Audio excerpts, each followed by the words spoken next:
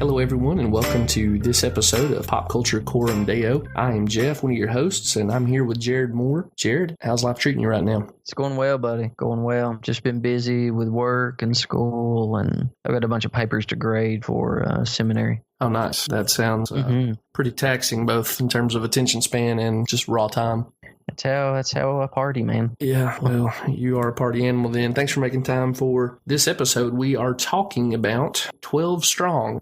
Listener, just to give you a little bit of insight into how this episode came to be, Jared and I were having a real hard time finding a movie to cover for this episode. We already handled Infinity War, and that's still the movie that most people are talking about. If you haven't listened to that episode, it's available in our archives, and we commend it to your listening. Would love to hear your feedback on it. And we're still kind of on the cusp of some movies that we think we're going to want to cover. So the new Solo movie, one of the Star Wars stories coming out. We've even kicked around, depending on what ends up being the, I think, sexual content of Deadpool 2, we may take a look at that one. But we're in a no man's land, and because 12 Strong is on Redbox, we thought, well, it's got Chris Hemsworth in it, and it's available to a bunch of different people. So let's take a shot at this one. And Jared, I don't know how you feel coming out of this viewing. We haven't talked about it off air, but I was pleasantly surprised by this movie.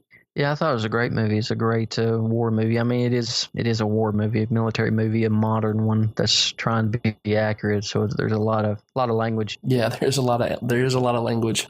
That's certainly true. So I guess that'll set us up to just jump into this thing. So guys, I'm going to give you a summary, and after I get done with the summary, all bets are off in terms of spoilers. So if you have made it this far and you want to hear the summary of the movie, decide if you want to run out to Redbox and rent this or stream it from some site. Cool, but just know once we get done with the summary, all the plot details are on the table in terms of being discussed. So with that in mind, here's my best attempt at summarizing 12 Strong. Jerry, correct whatever I get wrong or leave out. Okay. The 1st Special Forces team, and I mean that militarily, deployed to Afghanistan after the events of 9/11 under the leadership of Captain Mitch Nelson. This team must work together with an Afghan warlord to take down the Taliban. That sounds good, man. That's a concise summary. Okay. So one more time. That's your summary. That sounds up your alley, and you want to go grab it, hit pause right now, go watch the movie, and come back and resume the episode. Jared, before we get into conscience warning, something you said about this being a modern warfare movie and whatnot. I found this movie to be very meat and potatoes in terms of war movies. Like, there's a bad guy, there's a good guy, there's internal conflict with the people who are on the good team. They struggle, victory is achieved. It's not reinventing the wheel, but I also found that I was really ready to watch a movie like this. Oh yeah. I mean, it's a real superhero movie. It's almost like the legend, or if you believe it's history, of the 300 Spartans, right? It's history. Come on. It's kind of our 12, there's 12 of ours, but it's kind of our story like that, right? Yeah. Well, I think you're getting at something that is part of why this movie grabbed my attention. All the good guys turn out to be actual good guys. You know what I'm saying? Like, there's no like shades of gray here. Nobody's taking advantage of Afghani women when they're on leave time, or, trying to rob people, or making fun of the native population. None of that's going on. These guys are just out to do an important work, and they go about doing it with some humor, but with real bravery. And I appreciated that. This is a morally clear-headed movie, and I don't always expect that from more modern warfare movies. I was glad to have that. Yeah, I mean. Well, the last thing on that is just that I was surprised at how affected I was by this movie. We don't get a ton of time with these guys in their civilian life. There's the requisite scenes of each one of them kind of working through, leaving their families, talking to their children, talking to their spouses. But it's really fast. And yet the time I got to spend with them while they're in country in Afghanistan, some of the struggles they go through, it got a little dusty in my viewing room at certain parts of this movie, and I was surprised by that. So nothing consequential there. Just a note about the movie. Other note about the movie, though, with conscience warning. You want to take no pun intended, you want to take the reins on this one? Just there's a lot of violence, a lot of bad language, which is kind of par for the course for military movies today. There's some sexually inappropriate language, but it's between a husband and a wife. And so, but other than that, those are I would say the three main issues. Yeah, I'm with you. The language stood out to me is pretty pervasive. Like you, I guess I sort of expect that from more movies. On the what you identified as sexually inappropriate language, you're talking about the husband and wife while they're having a conversation about him leaving while she's cleaning an oven. Is that what you have in mind? Yes. Yeah. Well, I think you and I, just to be clear for our listeners, we don't think that anything in that conversation is inappropriate for a husband and a wife to talk about. Right. What's inappropriate is that an audience would be privy to that kind of conversation. People that they're not married to. So, okay. Yeah. Well, so let's jump into the worldview analysis. Here's what I got for creation. You do this whatever you want to, but I'll open the conversation this way. This movie is based on real world events, and it's specifically based on a write-up of those events in a book called Horse Soldiers. So if you are into real world authenticity, you can not only enjoy this movie, but then you can go read Horse Soldiers. Now, I'm not an expert on military history of the Afghanistan conflict. I don't know where the book gets it right and gets it wrong. I don't know where the movie gets it right or gets it wrong. But this is a movie, if we're going to analyze what it says about the world, it's at least trying to ground itself in the real world and actual historical events. I think the world that we see through the lens of 12 Strong is one that bears the goodness of God's creative handiwork. So we get these sweeping images of Afghanistan that are really beautiful, just the natural world set on display. But we also get human goodness there. So we see husbands caring for wives, wives caring for husbands, children loving their parents, parents loving their children. And we see camaraderie among the troops. We see a relationship develop between two men who are very different, but at the bare minimum share their task. But I think we could go even a little bit further and say that they share the dignity of creatures made in the image of their creator. So all that's there. But creation here is also red with blood, the blood of sinners at war with their God and one another. And so this movie is kind of a brotherhood story. And sometimes that brotherhood story is really beautiful, but then the broader context is a Cain and Abel kind of brotherhood story. Now, there's conflict dividing men. What do you got there with creation? No, I think you hit it all on the head. I mean, it's based on our world. Since it's based on a true story, it's supposed to be the world right after 9/11. Right. In terms of fallenness, we got into a little bit of that. You can't have a war movie without it reflecting fallenness, but more pointedly, the chief expression of fallenness, I would say, is bound up in the Taliban. The Taliban. I don't know why I added a D to that. Specifically represented by a guy named Mullah Razan and his fighters. And it's really a dark scene that puts this issue right in front of your face, really confrontationally. Razan and his men are shown for the first time in this town center confrontation, a small Afghani town. There's a woman who has a veil over her face, but you can tell that she's bleeding through it. And there's some crying girls lined up on the side, and Razan is interrogating them about what they know. And you spell giraffe and you do algebra. And once they show, we have been educated, at least to this level, he executes the woman who I got the sense was maybe their mother, but clearly was their teacher. And you see what I assume is the husband in the back pleading for his wife, ultimately unsuccessfully. So he executes the mom, teacher, both, and then tells the people, God's word, basically, and it forbids girls beyond 8 years of age being educated. And so you get it's a really visceral presentation of the Taliban, the way they enforce their religious perspectives. There's a more subtle sense of fallenness that I'd throw out there, Jared. See what you want to do with this. There's also plenty of conflict within Mitch Nelson's team, the U.S. soldiers, and this General Dostum, who they are partnering with. Dostum hates the Taliban as well, so military intelligence has decided to link him up with some special forces so that he can wage war on the Taliban. They can support him basically with airstrikes. And Nelson is the link to the air warfare resources of the United States. But these guys from the jump, although they may have a common goal, they're trying to figure each other out. They don't trust each other. There's real, eventually, open conflict between Dostum and Nelson. But then at the end, or close to the end anyway, you get this sense that Dostum isn't going to hold up his end of the bargain because there is a rival military leader who's leading a similar band of, insurrectionists or whatever, and Dostum and that guy don't get along. I think that guy's name was Ada. And since Dostum doesn't like Ada, if Ada, who's also being used by the U.S. as an insurgent fighter, if Ada gets to go into the city first, well, Dostum is out because he can't stand the thought that his rival would get the glory.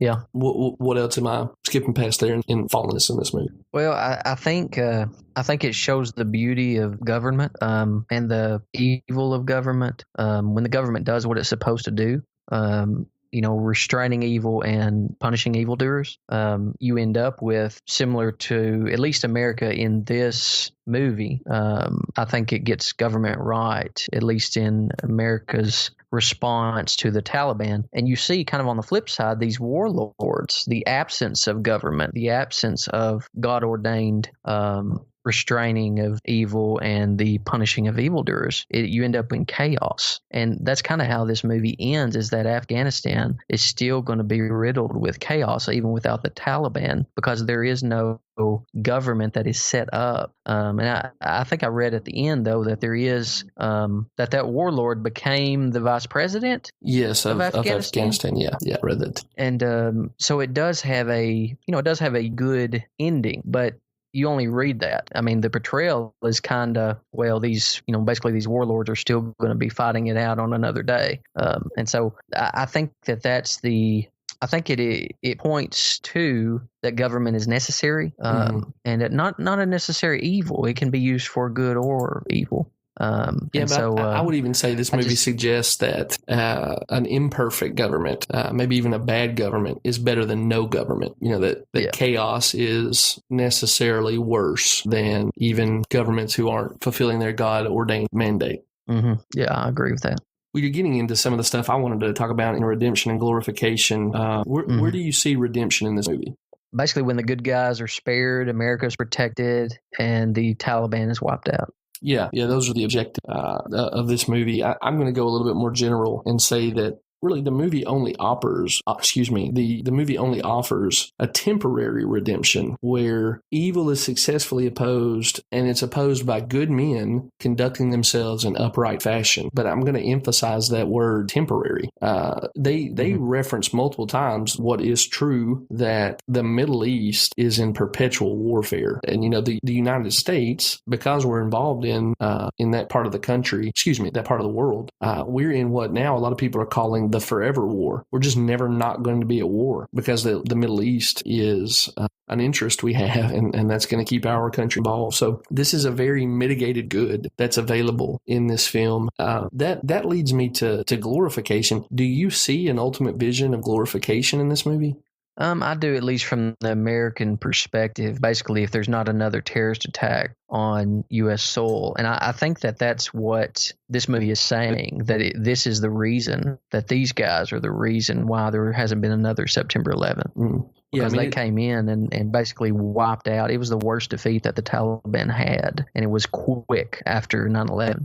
Some of the details you get there are like goosebump raising. At the end, it tells us that military intelligence that had estimated that taking this particular stronghold would take 2 years, and these guys did it in a matter of days. I mean, it's pretty stunning. Yeah, it's like 3 weeks. I mean, and especially with the terrain on horseback, and I mean, it's a crazy story. It really is. And even the like they're basically saying you're going to die. You're not going to make it back. And not only that, man, but these guys, the Taliban, I'm always amazed at these suicide bombers they'll walk up with a grenade in their hand with their arms up, and you can't see the grenade, and they'll just detonate the thing. I mean, taking their own lives, willing to take, it's just, and those odds that they were up against, it really is a remarkable story.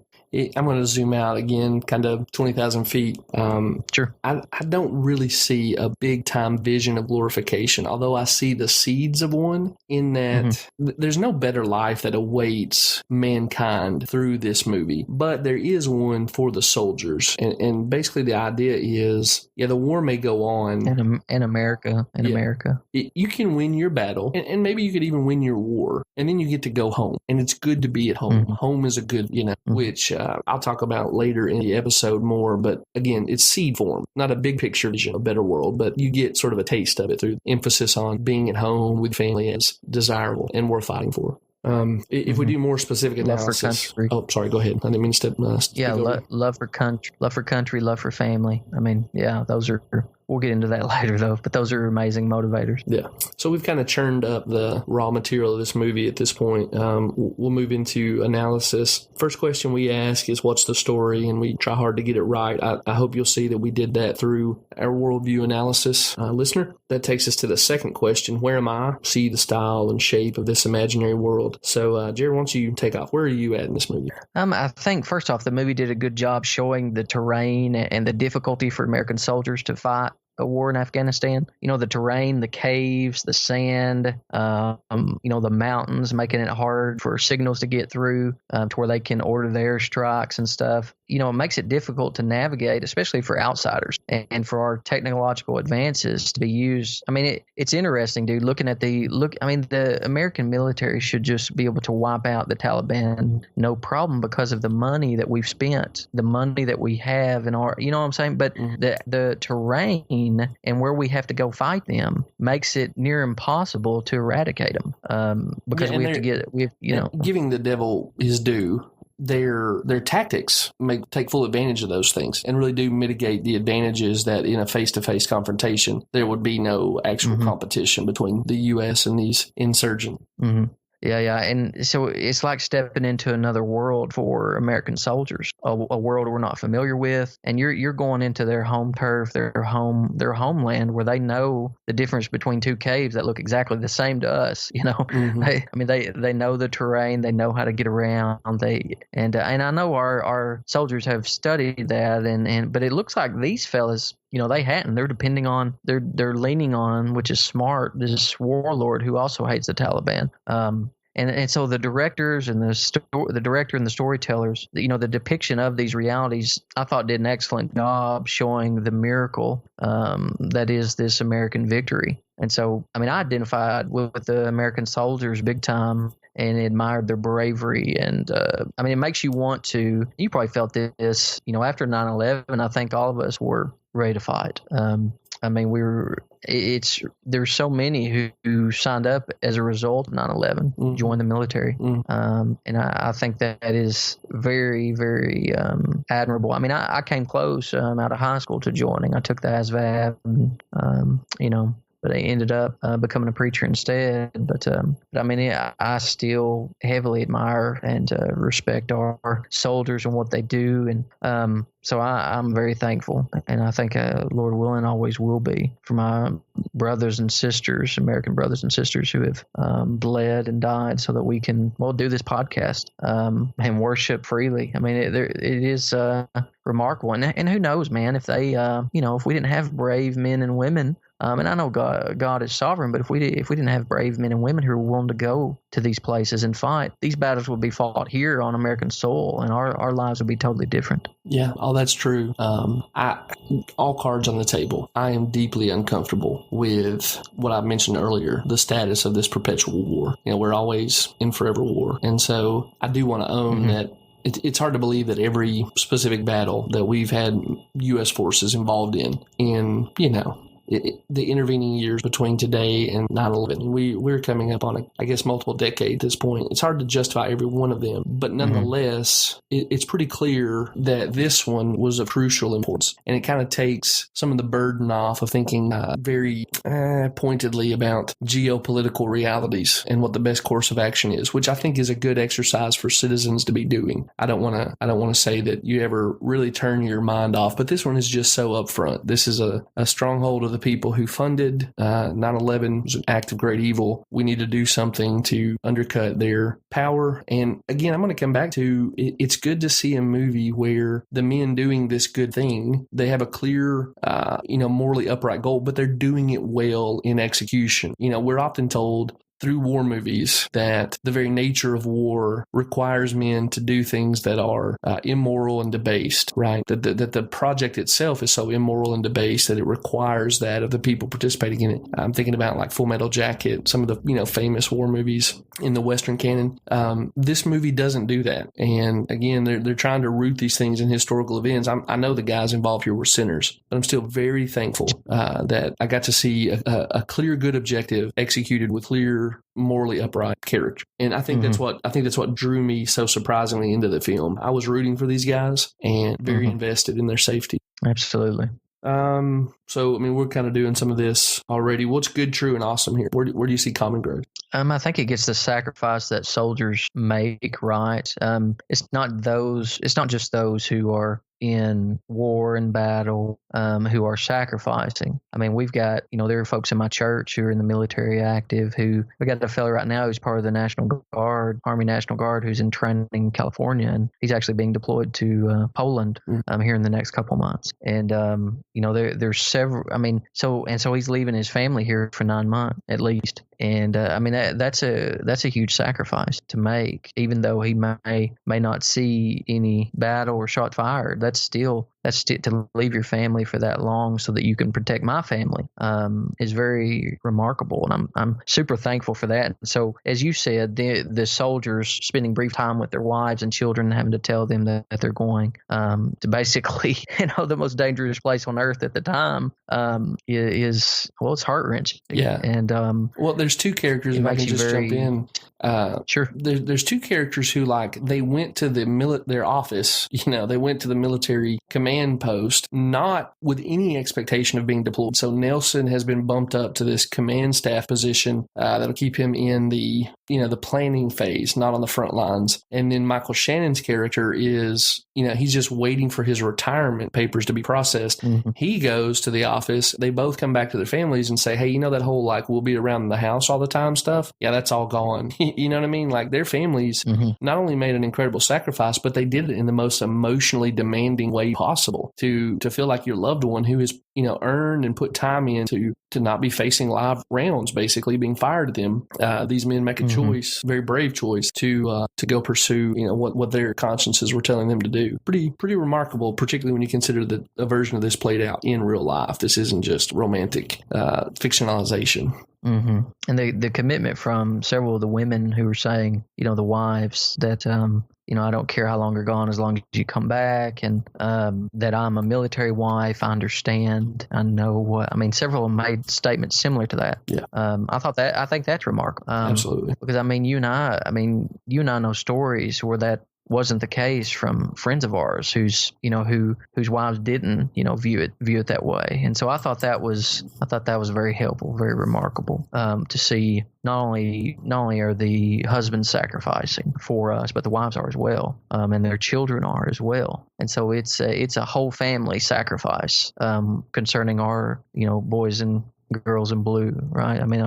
Our military. Yeah. Just to kind of piggyback on that, I think this movie is really rich with human dignity. General Dostum is portrayed as a man who's very much other, different religion, different part of the world, different sort of frame of reference, a man who war has wounded, right? He's untrustworthy, but he's not just left as other. We eventually come to see him as a man who suffered very greatly, who not only has lost, but continues to feel the loss of life that his group of soldiers experiences regularly, but he's still sticking with the need to fight evil. And I think you see human dignity in Nelson's group too. They're very much comrades. And they continue to fight regardless of being outmatched numerically in overwhelming fashion, but also in terms of equipment. I guess the central image of this movie is a bunch of guys on horses riding at tanks. And even when they're injured, even when Dostum for a time abandons them, they go after the goal, fully expecting themselves to die.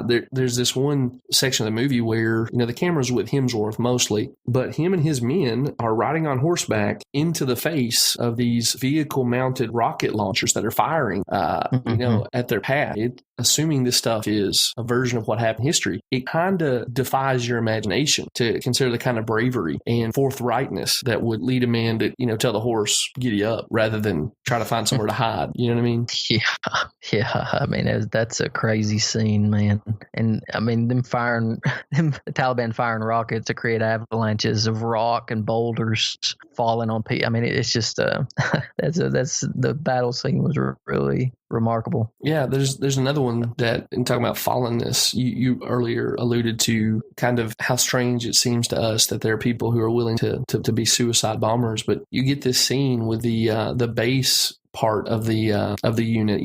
They're sort of back from the advancing front of Nelson's men. They're with Michael Shannon's character, and a group of Afghani men come up the hill, and they look like they're wanting to surrender. And I'm assuming the way the movie played out that a number of them did want to, but there's a suicide bomber in the group, and he detonates his device, and the Shannon's character is hurt, but like when you come in visually, and this may be a bridge too far for some of our listeners, as you come in visually after the explosion to see Shannon laying on the ground to sort of start the process of finding out if that killed him or not, there are bloody parts of human bodies everywhere. And it's just such a, again, I used the word earlier, visceral. It hits you in the stomach about the human cost that comes to the people who are engaged in this warfare in some ways on both sides of the issue. I mean, I think we clearly have a sense of the good guys and the bad guys in this movie, but you look at this group of people who very well may have been in good intention coming up to surrender, and they're reduced to human rubble.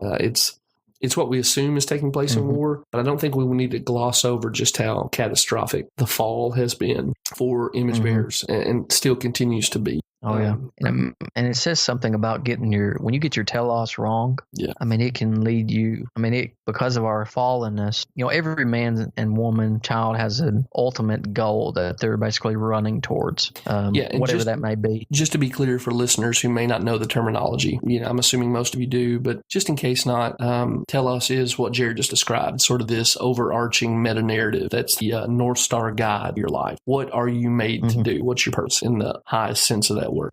And these, the Taliban would be to die in a holy war, basically. I mean, if I could take as much infidel life as you can in the process of dying, that's the only way they could guarantee their admittance, basically their ticket to heaven would be to die in a holy war. And so that's why they're so willing to sacrifice themselves to kill the enemy of Allah. And so, I mean, when you get your telos wrong, you end up doing, basically insane, crazy things. I mean, he in this movie, educating female children, beyond 8 years of age. I mean, it's just lunacy and arbitrary. And he kills a woman for teaching beyond that age. I mean, it's just crazy. It really is. And it's all because of the wrong telos. Now, folks want to blame all religion for that. But I think that's such baloney. No. You need to get the telos right. You need to get the telos right. And what's interesting is you have folks throwing off on Christianity, various atheists throwing off on Christianity. But Richard Dawkins, and even I believe who's that late night, or he's not a late night comedy guy. He was on he's a big jerk atheist on HBO maybe. Bill Maher. Bill Maher, yeah. Yeah, Bill Maher. I mean, there's something much worse than Christianity atheists. Yeah, you're saying Bill Maher has recognized this, right? Yeah, Richard Dawkins has too. Yeah.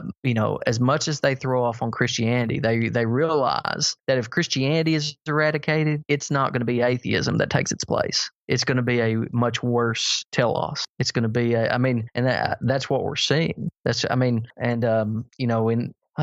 We need more Christianity, not less. And I mean, the good that's in society in most places has been due to the influence of Christianity. I mean, look at where Christianity has spread, and look at the advances in technology, just across the board, medical advances, and look at where Christianity has been squashed or absent or has been minimal, and look at those parts of the world and look. You know what I'm saying? I mean, there was a. I'm just thinking that there's some caveats to this. So, China, for instance, developed what a lot of people think of as a really beautiful culture apart from Christianity. And so we would acknowledge that there's some really good things that can come just from the common grace shown to mankind. But your point is that not only has Christianity basically improved the world as it spread, not in a way that minimizes the things that the church has gotten wrong, but cultural institutions like hospitals and schools, orphanages, things like recognizing human dignity, what we think of as basic human rights, a lot of these things are directly attributable to the arrival of Christianity in that region, specifically for this movie's purposes, seeing women as full holders of human dignity and of necessity, requiring that they have access to things like education. It's a pretty hard contrast between fundamentalist Islam and fundamentalist Christianity in terms of how women and other historically vulnerable communities are treated under the governing ideologies there. Absolutely. So just one story. Dr. Chris Bolt came and did an apologetics conference at my church, and he was sharing that he had a friend who was, I can't remember what country he was in, but he had a cab driver that was a Muslim, and he said the fella, he had some car trouble, and so he got out of the car and he opened up the gas tank, and he was looking down in the gas tank, but he pulled out a lighter and held it up to the gas tank so he could see. And the person in the car, said, "Hey, let's not do that." And the fella basically said, I can't say the phrase correctly in the language, but it was basically whatever Allah wills. That's kind of a mantra in their culture, which that's basically how they, those who are diehard in that religion, that's how they answer everything. It doesn't matter, whatever the laws of nature or scientific laws or any of those things that we believe are compatible with Christianity, because God made all those things. It's true of His world. See, they don't have a category for that in that religion, those who believe what the Quran teaches. So it's very interesting. And so that makes sense concerning why, when you go over there, that the technology is not there as much as it is here. It is interesting. I don't know if you've noticed this, but in some of my social media, and there's an allusion to this in the movie, that if you get these images coming out of Middle Eastern territories like Afghanistan, these countries that have existed for very extended periods of human history, if you see pictures from what it was like before, Islamic fundamentalism came in and took over the government, it's hard to differentiate it between, what you're seeing in those pictures and what you would have seen in like the 50s and 60s in the United States. Now, not all of that is good, but, the women weren't being covered with veils, and there was clearly a higher standard of living that was being enjoyed by the people there in those pictures. I don't know how pervasive that is, but this sense that, we've reduced it, that life's better under Western values. We've reduced it to just that. Like, if you can have progressive thought and technological advancement, life's going to be better. That's a corruption of what's true. If you have a sense of human dignity rooted in God's revelation of Himself in Christ, it is going to bring human flourishing that will ultimately result in greater recognition of human dignity, human rights, and the advancement of our quality of living through things like technology, right? And so we don't want to go full post-millennial here, but nonetheless, we do want to own that this maybe gives you a chance to consider it's better under the worldview that's rooted in Jesus Christ, pragmatically. And some people can only think of it pragmatically, but it's pragmatically better. That's not the reason to embrace Christianity, but nonetheless, Christianity brings, generally speaking, a kind of pragmatic improvement. Oh, absolutely, because it's true of God's creation. I mean, the Bible is a book for humanity, and so what we would argue is that where biblical morality is strongest is where human flourishing will be strongest. Yeah, absolutely. Yeah. Well, before we, I guess, wrap it up there, Jared, we should take a minute to talk about what's clearly distorted and false. We did a little bit of that previously. Can I talk a little bit, just briefly, about before we go there? Yeah, man, go for it. I think this movie gets duty right. And I think that is, the concept of today we're all about our wants, what job do I want? What wife do I want? How many kids do I want? Do I want kids? Want. And yet when we see military, we still have this sense of duty when it comes to serving your country And I think when I watch movies like this, so it's not about, in military movies, it's not about what you want. There's this overarching, you have a duty, and these men dive into it. And I think that is something that is dreadfully lacking across the board in American society, because it's something I feel like that we as a society we're always talking about what we want to do instead of what we are compelled to do due to a higher calling. I see it in the church. Well, we almost reject duty. We think about, what do I want to do? Do I want to go to church today? Do I want to serve in this ministry? Do I want this or that? And what duty though? We praise it when we see it in the military, but we reject it and almost outright in our daily lives lots of times. Yeah, I mean, so I thought that was helpful. I'm not in substantial disagreement with you on that, but even the idea of the military and American exceptionalism, I mean, we, in a lot of ways, because of what we have learned about the abuses go on in those environments, those are just much more murky issues for us to think through and live out in our day. And again, I think that's part of why I'm refreshed by this one. I don't come away from this one going, was there some great ethical violation? These are good men doing good things. And while that's not the whole story, I want to own that. It is part of the story. And I feel like sometimes we highlight the darker narratives. It's good to get some time. One of the times things went kind of like they were supposed to. Mm-hmm. I also think this movie gets evil right.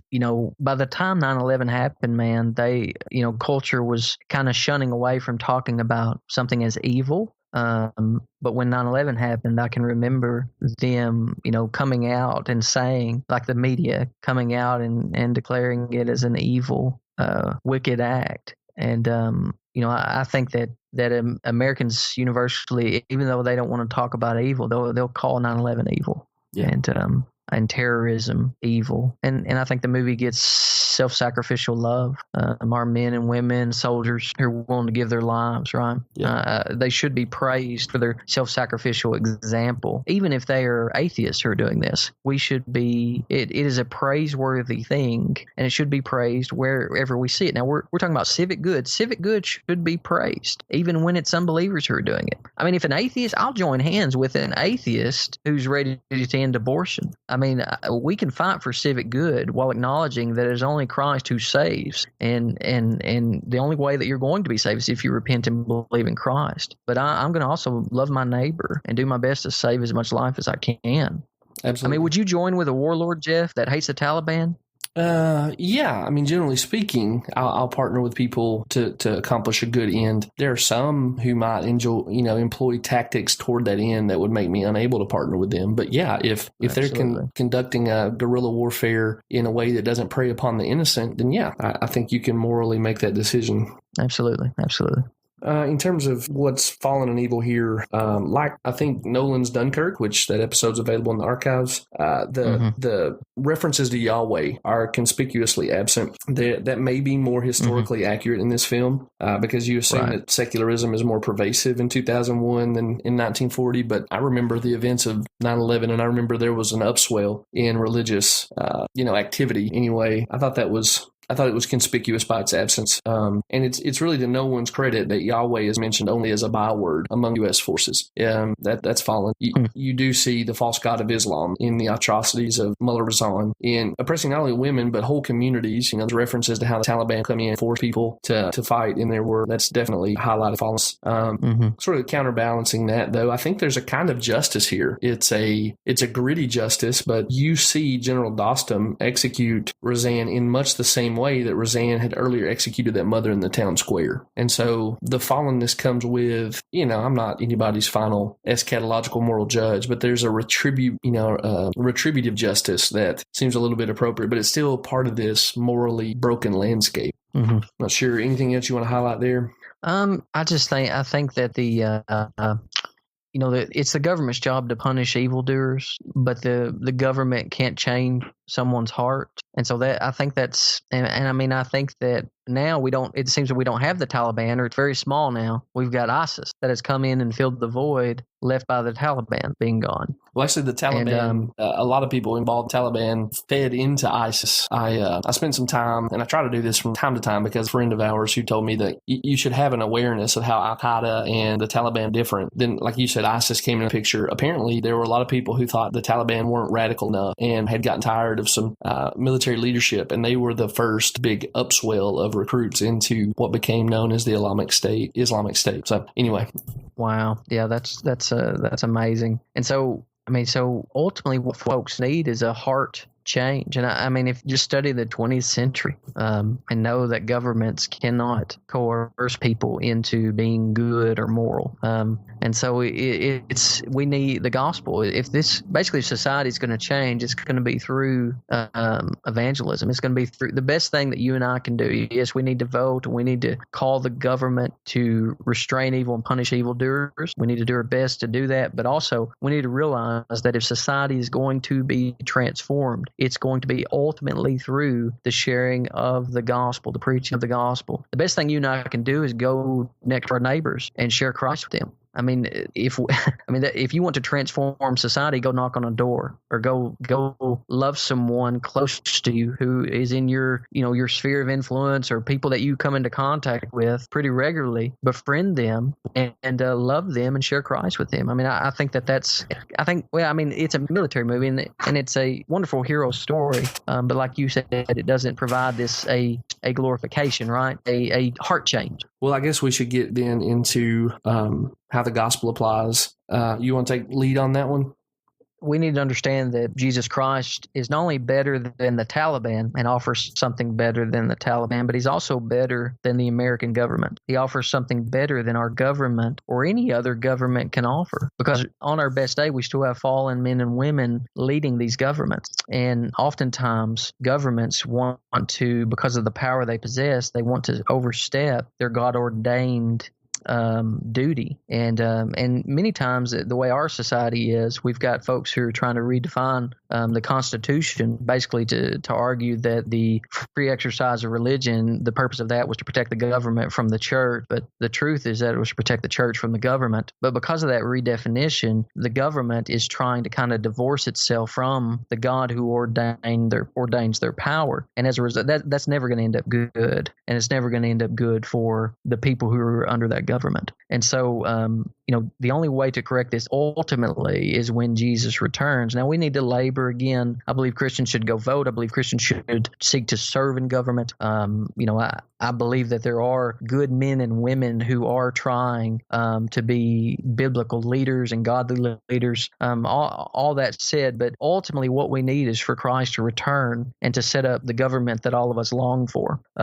Because ultimately what we need is reconciliation with God, the true God, right? Not Allah, but the true God, Yahweh. And our ultimate problem is not the Taliban, though they're a real problem. It's not ISIS, though they're a real problem, and all of America's enemies. But they're even dangerous here in our own country. And only Christ has come to eradicate sin by becoming sin for us. And one day he's going to return and rule and reign perfectly for all eternity, and he's going to wipe out his enemies. But his enemies are not, his enemies are not only those who murder in the name of false gods, but Christ's enemies is anyone who rejects him as Lord and Savior. I mean, that is the ultimate evil, to reject the one whom God has given, and the one who has the only perfect man who ever lived, and lived the life that we should live, but died the death that we deserve, so that we might enjoy God as Father for all eternity through the finished work of his Son. And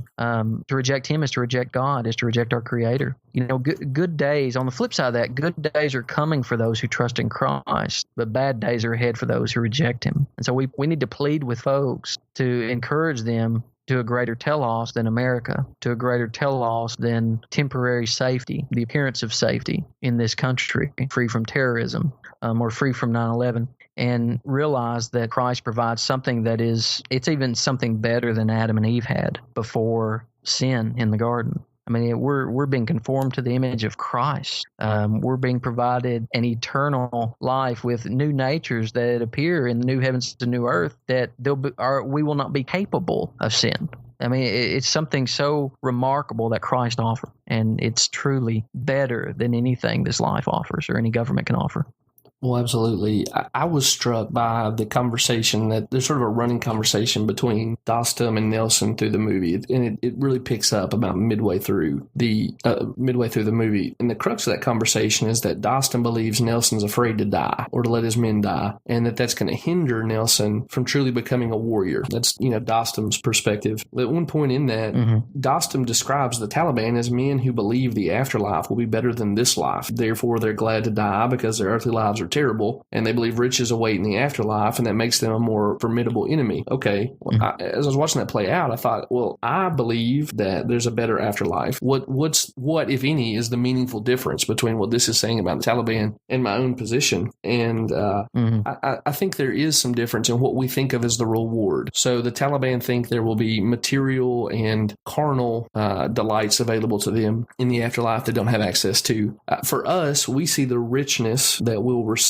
in eternity it's got lots of nice trappings, gold streets and all that stuff, but ultimately the richness we receive is the visible presence of Christ. So we're thinking about rewards differently. But I think the major difference is how we think about the difference between the perspective that's assigned to the Taliban and Christian perspective is that we see the continuity between this life and the afterlife differently. And so the Taliban can basically do whatever's necessary in a declared holy war, and then God will receive them well into the afterlife. But for us, Christians, we understand, again, continuity between the earth and the heavens that we experience now is going to carry over in a lot of ways into the new heavens and the new earth. So there won't be war there, but how we conduct ourselves in this life, including in how we conduct ourselves in warfare, matters there. And so I guess I was left, Jared, sort of playing off what you just said, reflecting on the idea that it's a good thing for evil to be opposed, but that isn't only true for outward evil like what we saw with Razan. It's a good thing to oppose men like that, but it's also good to oppose the evil within, that